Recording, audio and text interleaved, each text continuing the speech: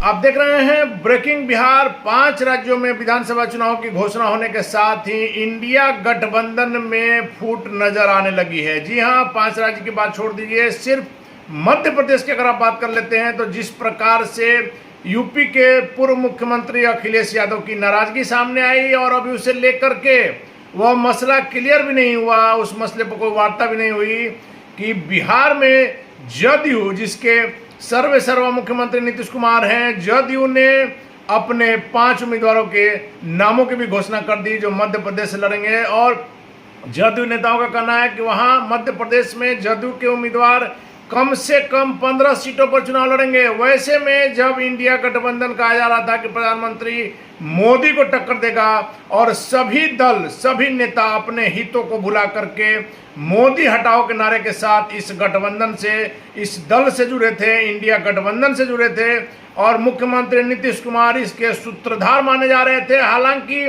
पहली मीटिंग से ही जब अरविंद केजरीवाल यहाँ पटना की मीटिंग में पहले चले गए थे, प्रेस कॉन्फ्रेंस के पहले चले गए थे, उस समय से लगातार यह खबरें आ रही थी कि संभव नहीं है। और जीतन राम मांझी जैसे नेता लगातार इसको कह भी रहे हैं कि विपक्षी एकता जिंदा मेढक को तराजू पर तौलने के समान है।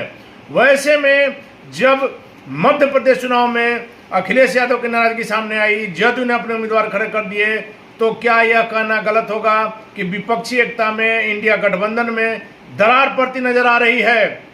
जब मौका था कि विधानसभा चुनाव में आप अपनी ताकत दिखा सकते थे, अपने मतभेदों को बुला करके मोदी हटाओ के लिए काम कर सकते थे, वैसे में मध्य प्रदेश में यदि इंडिया गठबंधन के तमाम नेता कांग्रेस का साथ देते तो निश्चित तौर पर एनडीए के लिए भी यह मुसीबत हो सकती थी। लेकिन एनडीए के तमाम नेता लगातार यह कहते आए हैं कि यह गठबंधन संभव नहीं है। सभी मतलबी नेताओं का जुटान है, अपने अपने को सीबीआई से, ईडी से, इनकम टैक्स से बचाने के लिए इन नेताओं का जुटान हुआ है।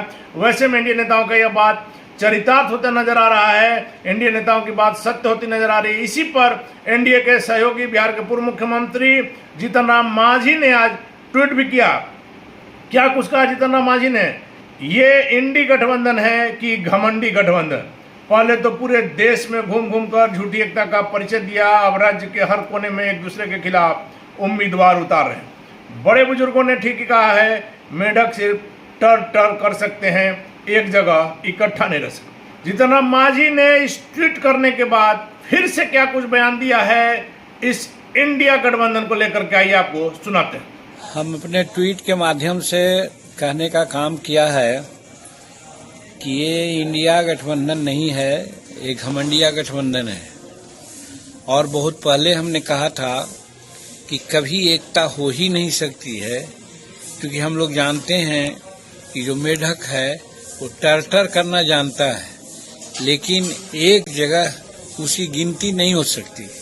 उसी प्रकार से घमंडिया गठबंधन के लोग हर राज्य में अपने तरफ से आवाज उठा रहे हैं।